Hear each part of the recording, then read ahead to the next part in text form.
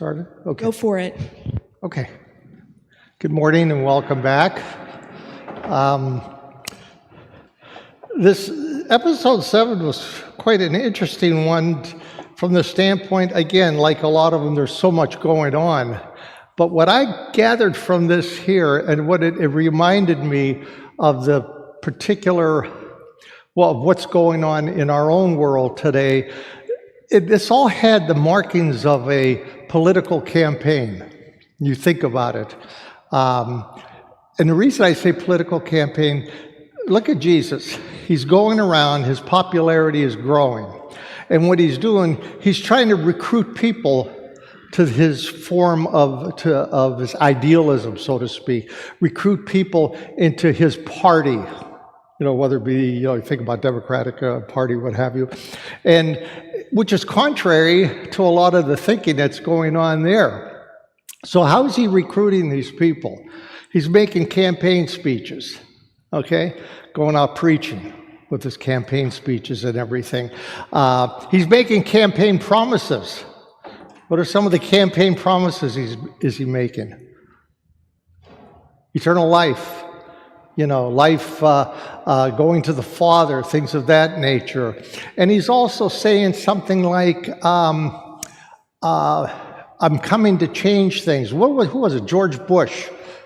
Was it the first? Yeah, George Bush the first. What he said, no new taxes.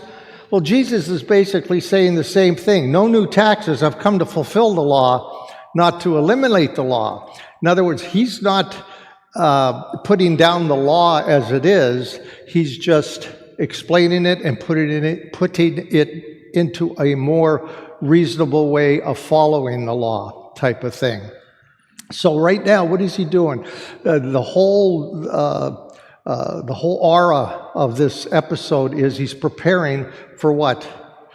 The big campaign speech, right? The State of the Union address, so to speak, the Sermon on the Mount. And on this, as we'll see coming up in the next episode, he's going to make 5 points. And again, in these 5 points, he wants to recruit people into his political party, so to speak. And what he's going to do, he's going to use things unlike our political people do, in which they're trying to engage people, telling them what they want to hear. He's doing just the opposite, isn't he? He's telling people things that they really don't want to hear. For example, he's going to talk about the Beatitudes, about being blessed. Blessed are the poor. Are you kidding me? Things of that nature. He's going contrary to what public opinion is. Relationships with God, he's going to talk about. Humility, just the opposite of what the leaders, the Jewish leaders, strutting around in their costumes, so to speak, trying to get as much accolades as they can. Remember Pope Francis, shortly after he was elected Pope, said, you guys, we need to go out and into the world, stop dressing like peacocks, which seems to be, what everybody was doing. So, and then you look at who was a Shamil over there, Schlemazel, they call him Schlemazel, that's how they did I ever tell you the difference between a Schlemiel and a Schlemazel? Now, do you remember, I'm getting a little off press here, but excuse me just a minute. What was that show? Laverne and Shirley. They had that song Schlemiel and Schlemazel. The Schlemiel is the person that spills their drink, and the Schlemazel is the person that they spill it on. So I just thought I'd tell you that. So anyway, now you'll know what it is in there.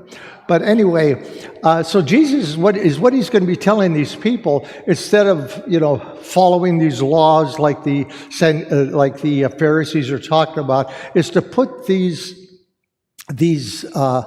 put their words, their teachings, put it into action, things of that nature, to put things into action. And in all of this, he mixes up these speeches with what? Throws a miracle here and there. okay? I equate this to kind of the campaign promises that some of the politicians throw out. Maybe they're not miracles or stuff, but they promise things that you know they're never going to be able to fulfill. Well, a lot of these miracles, people, really, how could this happen? It's got to be a joke. It's got to be some kind of a trick and everything. But all through this episode, really in all the episodes, what's Jesus doing? He's trying to develop trust, trying to get the people's trust, whether it's through his teachings, whether it's through the miracles or what have you. He's trying to develop trust, but that trust can backfire too. And we've seen what happened there. Remember, you get these itinerant preachers, even in relatively modern day life. What was that? Jim Jones, the old Kool-Aid thing. Jonestown, was it? Or yeah, that type of thing. You get people that follow you, and next thing you know, it turns out very badly. You can imagine how many people felt that about Jesus. So anyway. And you'll see next time what's the one main thing in the Sermon on the Mount that really turned people off? It's part of the Sermon on the Mount. You don't think of it as Sermon on the Mount. But the Bread of Life discourse, remember that? That's kind of considered part of the Sermon on the Mount, even though it's not specifically in the gospel that way. That really turned people off. So that was my take on this here, was the Jesus trying to develop trust and all the inner workings and outer influences that tried to destroy that trust. Anybody pick up on that at all? Or well, I'm probably the only one looked at it that way.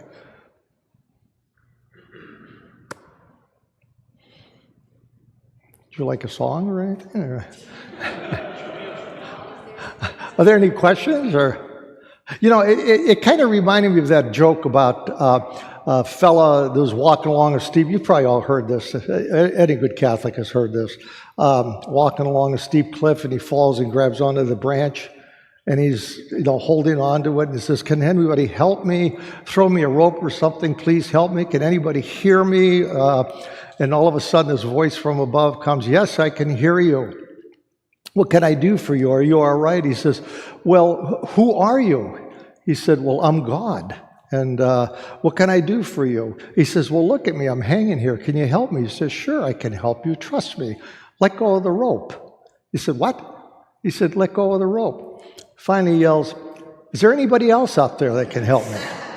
And this is what I kind of got from this. Jesus is trusting. Okay, that's the way my mind works. Okay, anything else?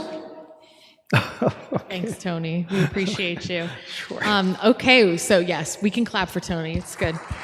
Okay. We love him, and it's good to have him back. All right, friends, we're going to turn you over to your small groups, and if you could